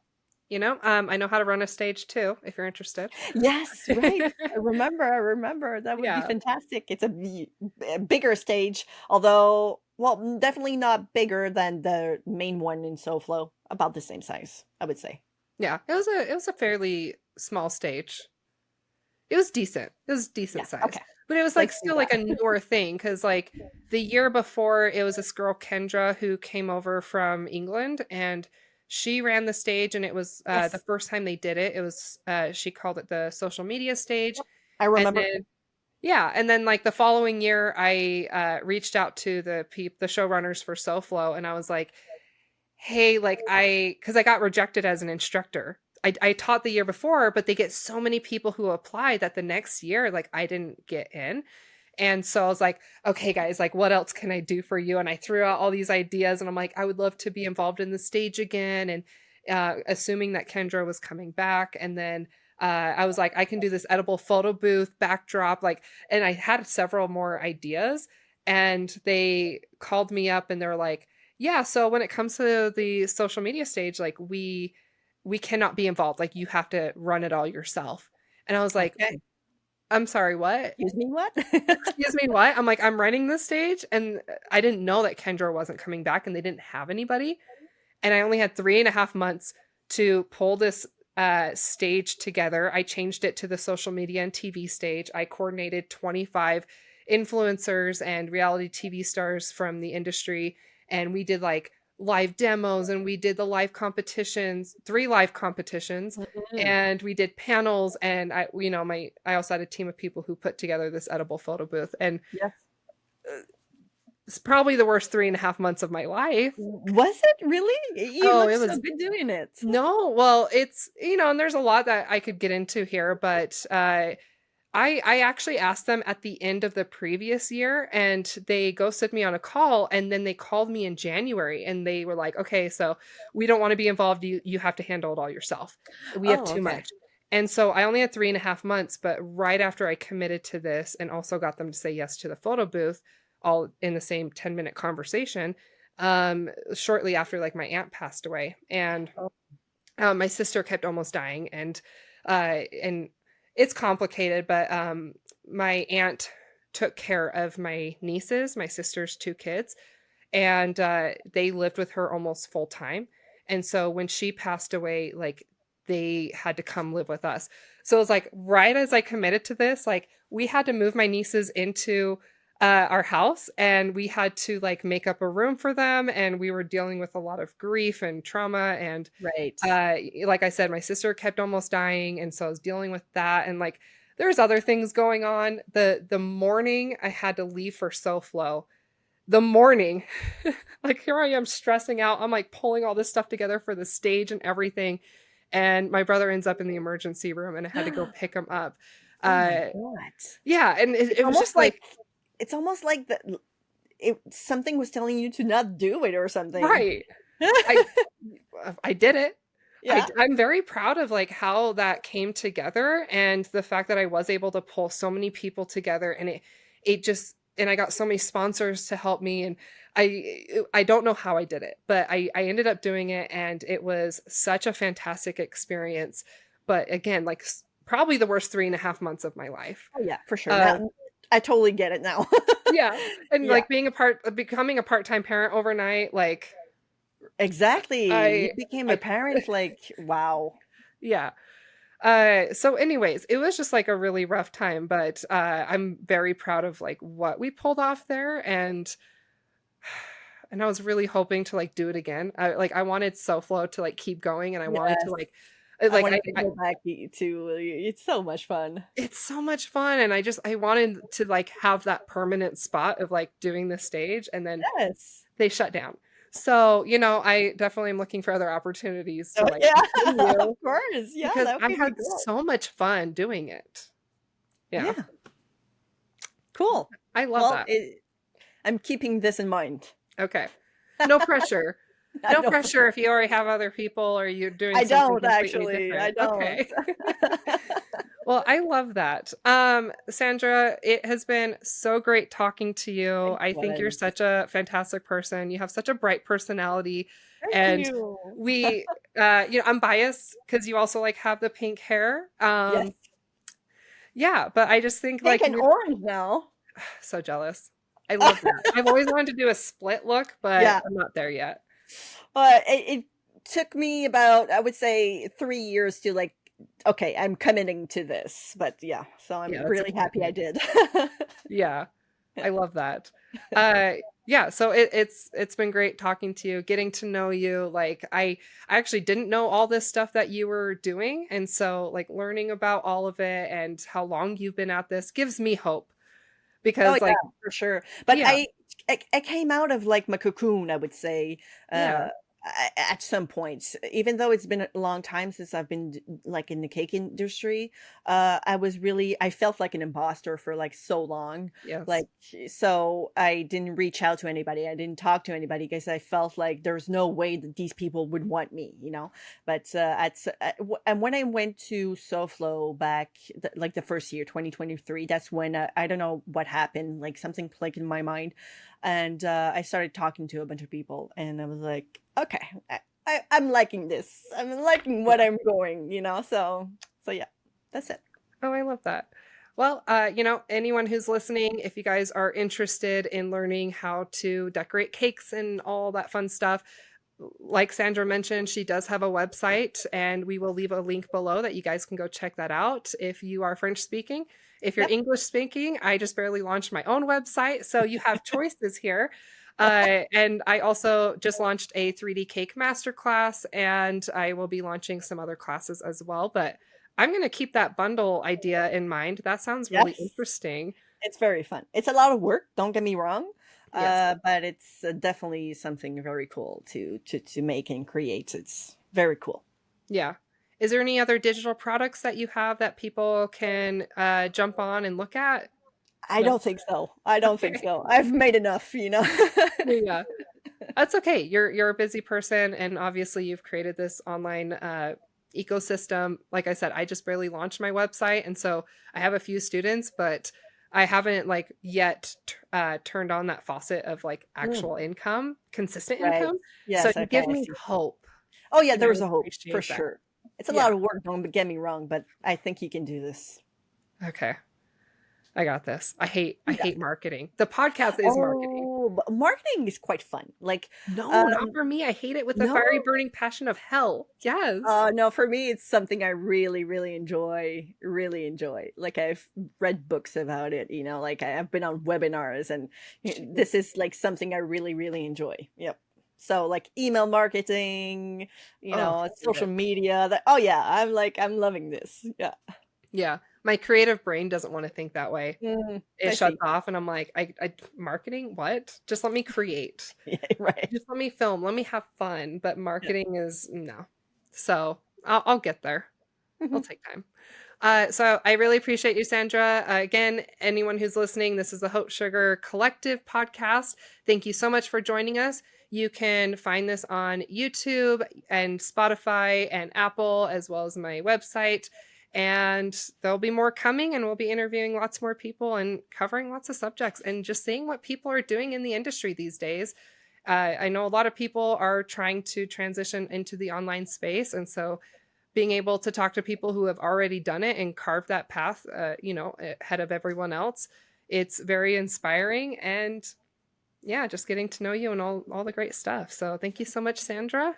No Maybe we'll see you problem. again. Yes, of course. Anytime.